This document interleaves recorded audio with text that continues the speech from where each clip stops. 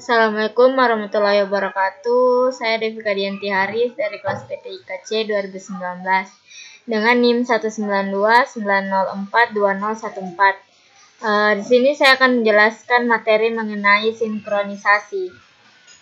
Sinkronisasi adalah proses pengaturan jalannya beberapa proses pada saat yang bersamaan.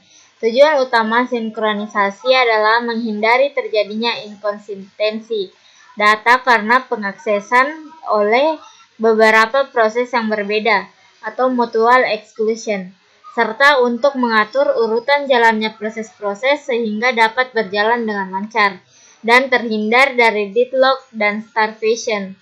Sinkronisasi umumnya dilakukan dengan bantuan perangkat sinkronisasi.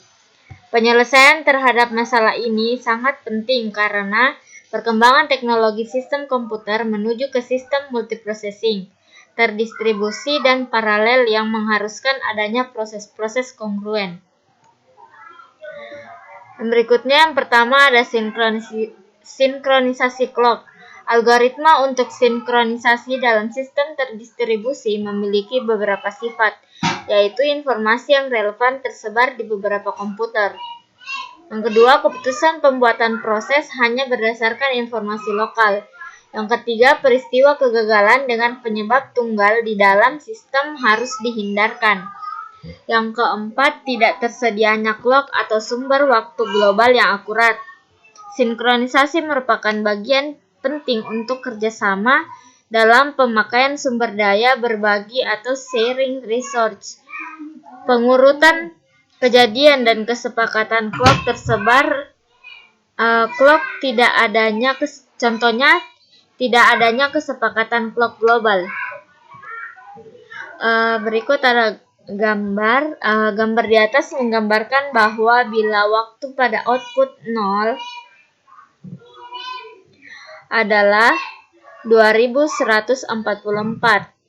Kemudian source kodenya dimodifikasi di komputer lain yang clocknya lebih lambat, sehingga waktu source kode adalah 2143.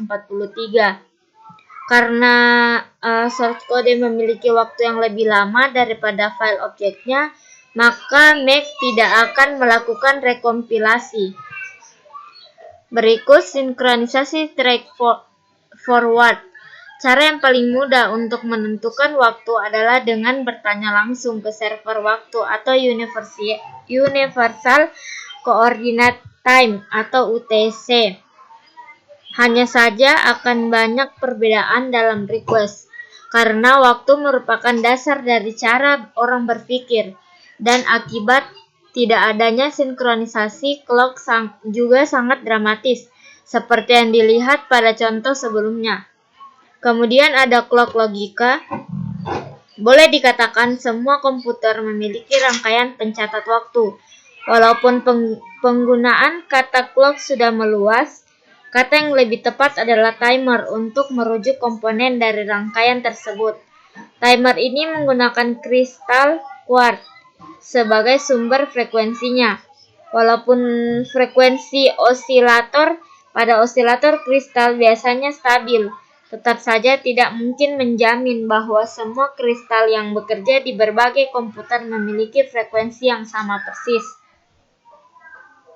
Selalu ada sedikit perbedaan yang terjadi dan mengakibatkan perbedaan waktu pula yang disebut clock skew. Berikut ada clock fisik.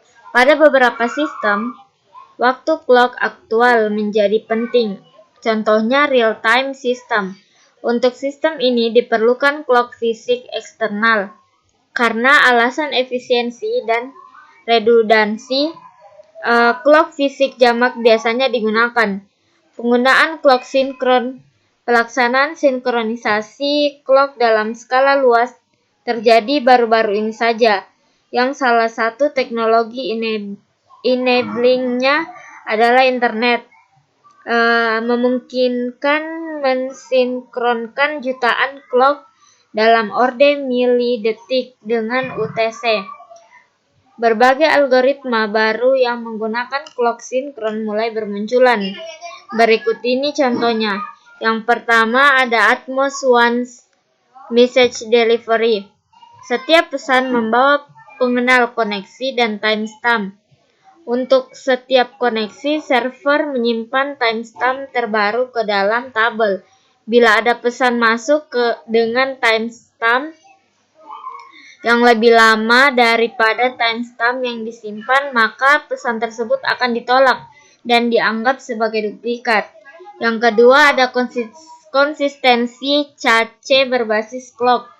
Konsistensi cache dalam file sistem tersebar menjadi perhatian karena setiap klien menginginkan cache file di lokal komputer. Bila dua komputer memodifikasi file secara bersamaan, berpotensi menyebabkan inkonsistensi. Berikut ada algoritma terpusat.